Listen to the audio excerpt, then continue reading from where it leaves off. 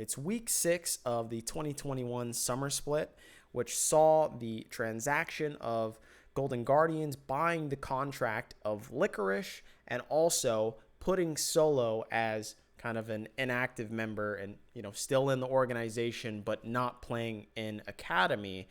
And so this entire deal is very peculiar because I want to approach it from the Golden Guardian side because I think that is just far more interesting, because we can obviously see that the idea to sell Licorice, to Golden Guardians is kind of not a bad idea because it's not working out for FlyQuest clearly, because currently FlyQuest, I think they're on like a 9-game losing streak, right? And then obviously they're moving in their entire academy team in order to replace their LCS team because the cohesion is just seemingly not there, right? So this is clearly one of their steps in their entire grand scheme to at least try and fix the summer split for the LCS, for the FlyQuest roster. But many people are questioning why you would move Solo to the bench entirely, and at least not to have Licorice replace Niles in Academy and still have Solo, in the entire LCS roster. And I think a lot of people look at the two top laners and they're just like, well, yeah, Solo is better. And I personally think Solo is better too. Just when you look at the kind of cohesion within what FlyQuest was before with Licorice, he's not managing his waves properly. He's not seemingly having cohesiveness with his jungler himself, and there's a whole bunch of fires that needs to be put out within FlyQuest, as it were, anyways. And then on top of that, Licorice getting draft resources, power picks like Gwen, and then he's not able to take over the game entirely. So you can see that there's this weird disconnect in picking up, this contract of Licorice, right? Because that seems to be weird given that Solo looks far better in Golden Guardians in terms of how he's righted the ship, right? I think everyone can see that he has revitalized Golden Guardians as an organization right when he joined within the summer split. And the fact that it seems like they actually know what they're kind of doing in the mid game and the late game.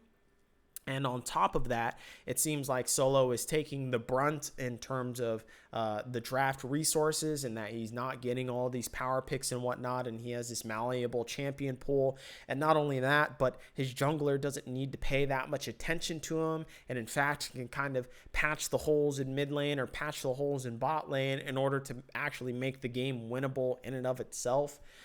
Now, it's very weird, and I think a lot of fans have the right question in the sense that why did this deal even happen, in terms of why would you buy Licorice's contract when he's on the down, and also why would you bench Solo? It doesn't make any sense.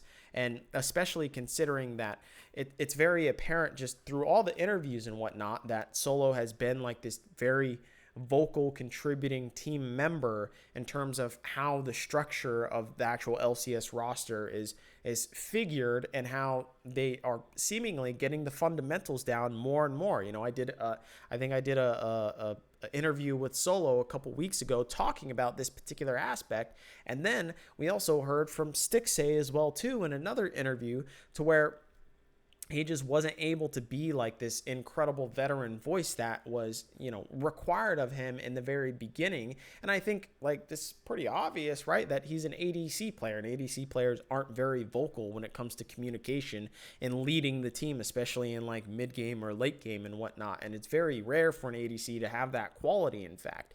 So it's pretty apparent that Solo has contributed like this, X factor or whatnot, something that you can't really quantify on paper through stats and whatnot, which is why I think the whole stats argument between Solo and Licorice is quite, like a non sequitur in that sense.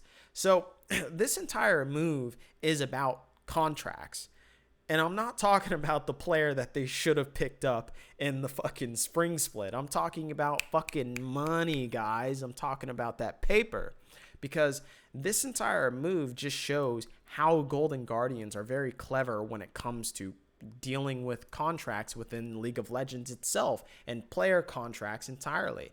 Because when you look at their entire thing, it was that, well, now they got Licorice for a deal, first of all, and now he signed until 2023, which he got a extension deal. Let me actually pull up the tweet here. So it says that we're not only acquiring Licorice, we've also extended his contract through 2021. And so, they want to help him develop or whatever the fuck, right? Some PR bullshit. But they've extended his contract from what was in FlyQuest of till 2022. They've added an additional year. So now he's contracted to Golden Guardians until 2023.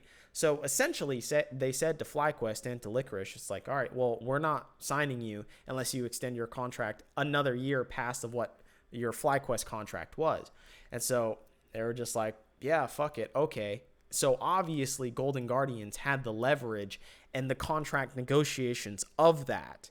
Now, I should put the disclaimer here that I have no insider info. I have no fucking, sources or whatnot or background information. This is just me thinking through the entire situation logically and who actually has the power dynamics within this entire negotiation, which is very apparent.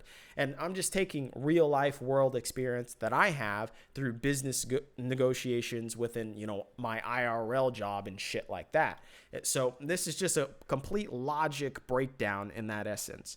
Now, let's move over to the Solo portion of this deal, which is that Solo, he was signed to Golden Guardians until 2022.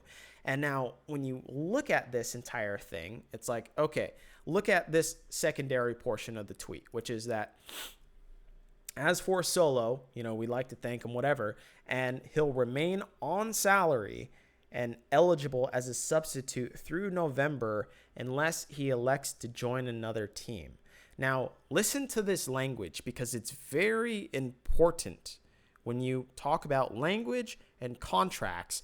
And this is like such a fucking banger in terms of just, being a writer and knowing how to break down language and, all this shit, because this passes over the average person, especially in terms of people that aren't familiar with language itself when it comes to legal contracts and stuff like that, because it does get kind of in the weeds and shit when it comes to this shit, right?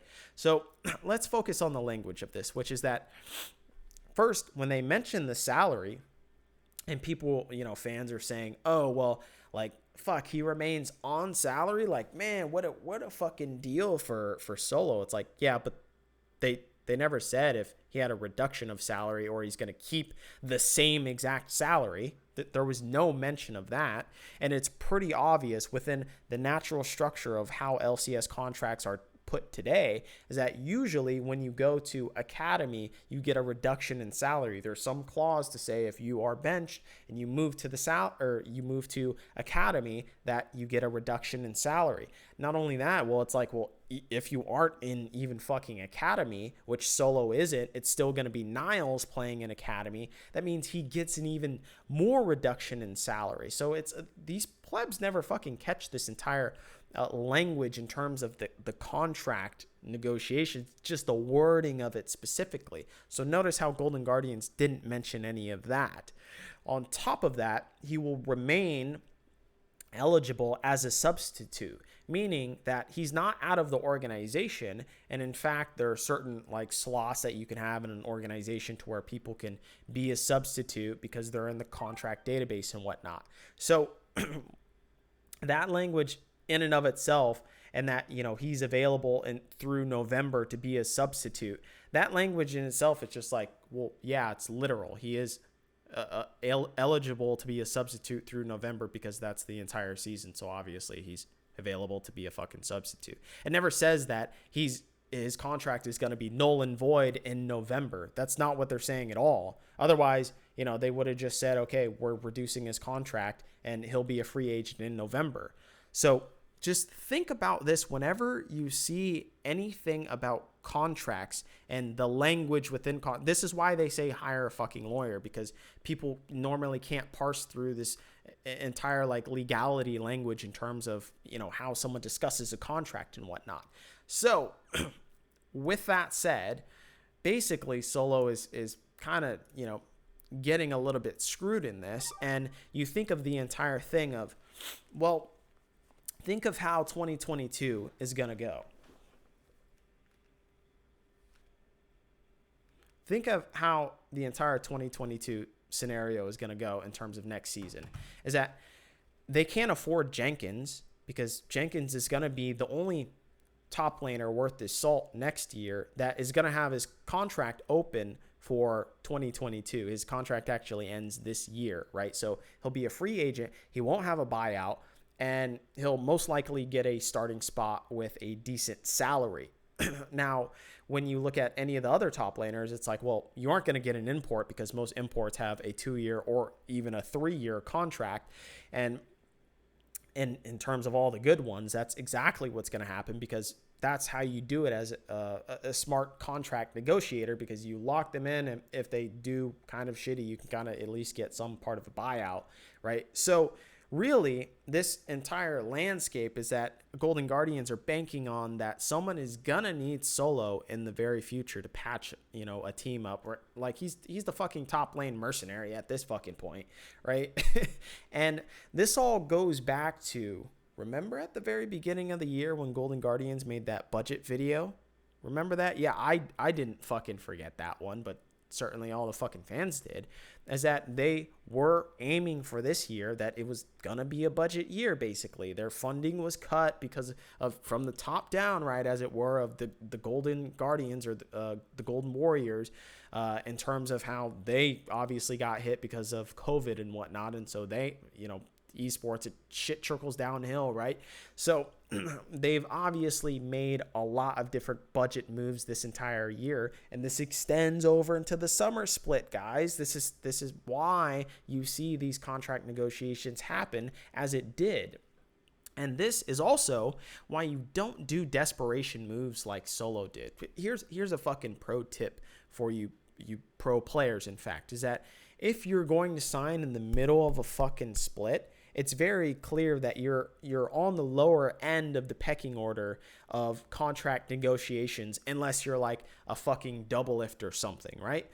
If you aren't a star player, you're on the lower end in terms of the negotiations. The organization has the upper hand when it comes to that contract negotiation, and it's very apparent that Solo just wanted to join a team to prove his salt, right?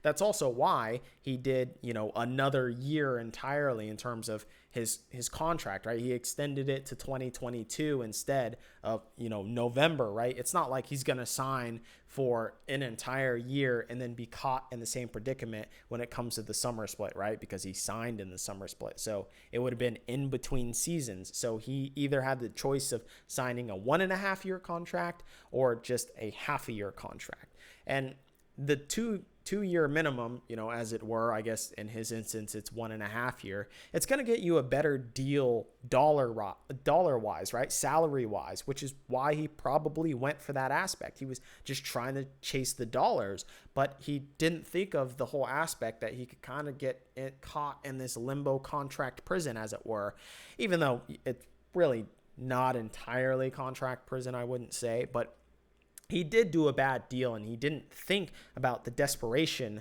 of what Golden Guardians is in their position, in terms of that they initially stated in the fucking very beginning that they were doing a budget year. So what, you don't think that they're going to try and get the most out of your contract and then obviously try and do a buyout scenario later on and whatnot? It's like, it's pretty clear that they're trying to finagle you in some instance. And also, you weren't picked up from other orgs for a reason, right? So it's like, if an org is going to pick you up, you better be sure that the contract is secure and tight and you actually know what the fuck you're doing in terms of these negotiations.